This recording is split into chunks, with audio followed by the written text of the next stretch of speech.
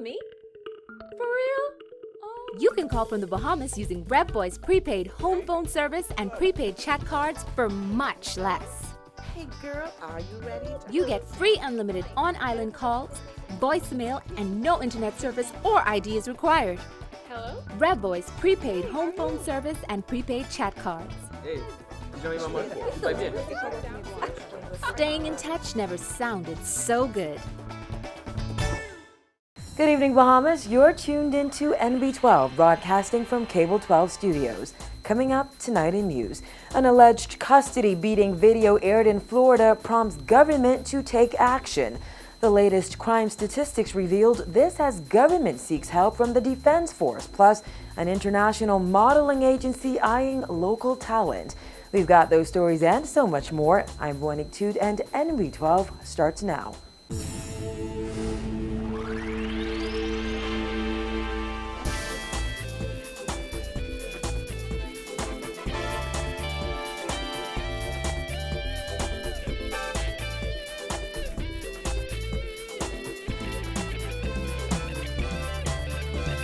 Topping news tonight, the Carmichael Road Detention Center has had its share of bad press over the years, but Minister of Foreign Affairs and Immigration Fred Mitchell is outraged after someone reportedly staged a video of Cubans being beaten at that facility. While the video received plenty of airtime on a Spanish-language TV station in South Florida, even the Cuban ambassador isn't sold on that video.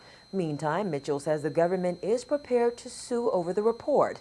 Royston Jones has that story.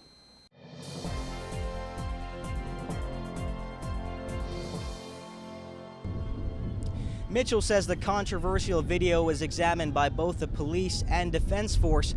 Both organizations noted the video appears to be staged. The accent of the person purported to be a Bahamian law enforcement official is not Bahamian.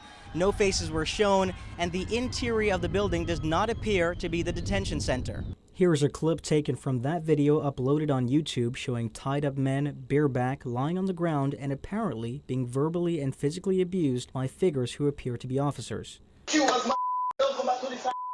This is my country. No more station. Cubans, come back to the side. This is my country. This is my country. Outside the House of Assembly today, Mitchell told NB12 the television station that aired the video should be ashamed of itself for broadcasting the report, which appears to be a manufactured attempt to create a damaging and defamatory impression of the Bahamas. While he admitted that he is not entirely familiar with the Carmichael Road facility, he says experts, including the Defense Force, which is responsible for its security, examined the video. First, the thing is patently false. It is a staged event. Just an outrageous concoction. It's defamatory of the country. And I really denounce it in its fullest terms. I mean, what is really reprehensible is that you have a television station which I gather has some support in South Florida that's peddling this nonsense, defaming the country. So we have a responsibility to denounce it in the strongest terms. I'm told by the Acting Consul General that there was supposed to be a demonstration this morning in Miami as well. So this is obviously staged by these people for whatever their ends are. Mitchell indicated that Cuban ambassador to the Bahamas, Ernesto Soberan Guzman, has been informed about the matter. He says the Bahamas adheres to all human rights conventions and insists no detainees are beaten in the detention center. He also believes the facility is adequate for its purpose. However, Guzman, who was contacted for comment, suggested the facility is less than desirable and said the conditions there are no secret. While Guzman says he watched the video, he was not willing to make any determination as to its authenticity. The Cuban ambassador says he spoke to several Cuban detainees earlier this month while visiting the detention center, and none of them reported any such video. Another visit is planned in short order. Meanwhile, Mitchell says the acting consul general in Miami has been instructed to make the strongest protest to the station over the matter, and the government will seek all avenues to ensure, as far as it can, that correct information is put into the public sphere and the image of the Bahamas is protected. The lawyers in the states who act for us have been asked to deal with this matter through the FCC if we don't get the proper redress from the television station. And our public relations people with the Ministry of Tourism, I've spoken to the Minister of Tourism, so they're in the picture as well as to what to do to counteract any impact on this. But my judgment about the American people is they know silliness when they see it. Mitchell says a full investigation will follow to ascertain if by some chance there's any aspect of this that bears any scintilla of truth. However, he says he's confident there's not. Reporting for NB12, I'm Royston Jones. As he wrapped up debate on the 2013-2014 budget this afternoon, Prime Minister Perry Christie said he has been advised that a protest was held outside the Bahamas consulate office in Miami today and another would be held tomorrow. Despite that, he says big plans are in store for the Carmichael Road Detention Center. Mr. Speaker, I want to make this point, that we are rebuilding the detention center. We will make every effort to put in place what is right and just for those who occupy those buildings and what is right and just for those who manage them. In other words, we have the responsibility to govern, the responsibility to administer them, and the responsibility to exercise humane consideration for all of those who are there. Christie says while the Bahamian government will do right by those detained in this country, it also has an obligation to protect its borders. Notwithstanding the demonstrations which are going on today and will go on tomorrow, we will be resolved to continue to protect the borders of the Commonwealth of the Bahamas and to do whatever we can at all times that we can to ensure the integrity of those borders. But when people come in, we will, in accordance with how our country treats our guests, we will treat them effectively, properly, and, Mr. Speaker, do whatever is right and just for them. Crime is up in 6 out of 15 categories, according to statistics released by National Security Minister Dr. Bernard Nottage in Parliament today. The minister said tackling crime is not a job for the police force alone and announced several initiatives, including enlisting the help of the Royal Bahamas Defense Force. Jasmine Barnaby reports. Minister Nottage addressing the issue of crime in the House of Assembly this morning, insisting it will not be a quick fix, but will need a joint partnership between the governing party and the opposition. Dr. Nottage laid on the table of the House national crime statistics for the period January 1st to June 11th, 2013. According to the latest figures, armed robbery is up 4%, attempted armed robbery is up 33%, rape is up 2%, unlawful sexual intercourse is up 8%, and shop breaking is up 6% compared to the same time period in 2012. In recent months, the Christie administration has boasted that overall crime is down. But today, Nottage said there are some challenges in addressing certain areas of crime. Mr. Speaker, all crimes aren't down. You get in there. Some are up. We're not saying that there's perfection. For example, in New Providence, nationally, last year for the same period, there was only one attempted rape case. One. There's only one. This year there are 13 attempted rape cases. Well, that's not good, but it's in the figures, Mr. Speaker. Armed robbery, which troubles me, is up. And these armed robberies are mainly with guns. Last year, there were 487 for the period. This year, it's 506. That's up by 4%. So we're not trying to paint a rosy picture. We're just giving you the facts. He adds that the fare of crime is still at an all-time high, despite the drop in crime in these categories.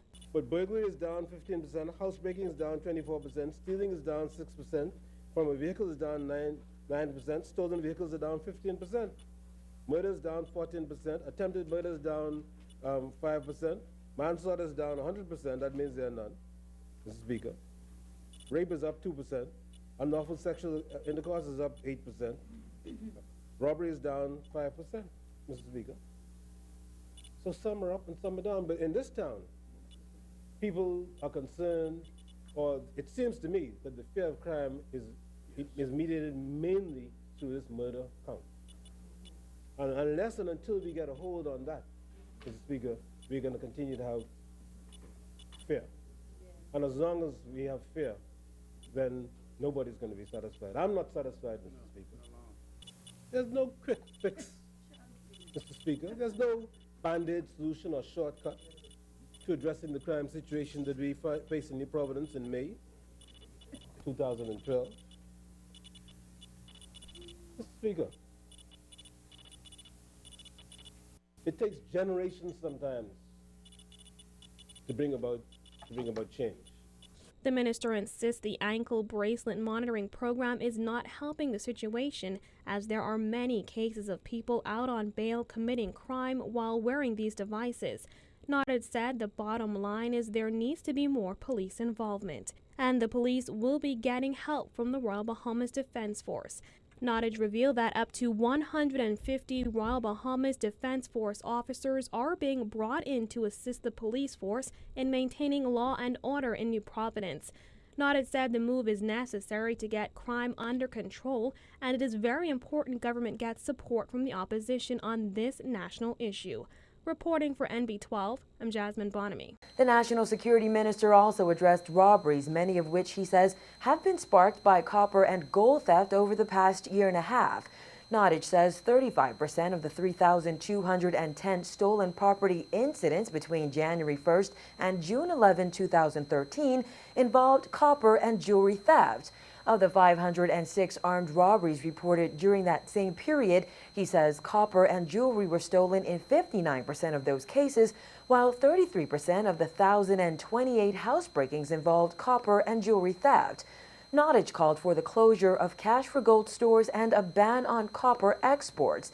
Industries, he insists, are being supported through stolen goods. Mr. Speaker, I want to close these cash for gold stores down. People are stealing hundreds of thousands of dollars worth of copper and exporting it from the Bahamas. I understand that it could be a legitimate business, but it is not being conducted legitimately at present. I want to ban the export of copper until we can get it under control. This is not the first time both industries have come under scrutiny. In 2011, the Ingram administration introduced legislation to help combat this growing problem. The House of Assembly passed the Pawnbrokers and Second-Hand Dealers Bill to regulate the industry. However, Nottage says not everyone is following the law. In addition to creating new crime-fighting initiatives, Prime Minister Christie says government plans to take steps to try offenders more swiftly. He says though swift justice has yielded impressive results, it's not enough. In that vein, Christie revealed that before Parliament adjourns for the summer, Cabinet will consider and bring to Parliament legislation that would enable government to appoint up to 20 Supreme Court judges, commencing September 2013. We will provide the resources to enable the courts to increase the number of criminal trials that can be conducted simultaneously. It is our hope that the courts will be in a position to conduct as many as 10 criminal trials at the same time. Initial indications are that the judiciary is prepared to initiate this measure to increase the number of criminal trials being conducted in the courts. We believe this would be an important tool in our crime-fighting arsenal. Christie says Attorney General Alison Maynard Gibson has assured him that the AG's office can prosecute 10 criminal trials simultaneously. We believe that judges, like all Bahamians and persons within our borders, would like to see matters proceed to trial as swiftly as possible. We believe that in a country as small as ours, serious crime should be tried within 12 months. And we believe that any assault or threat upon persons concerned with the administration of justice, such as a judge, should be tried within 6 months. Coming up after the break, an international conference held in the Bahamas this week, plus a model agency to begin hunting in the Bahamas. The details of those stories and more after this break.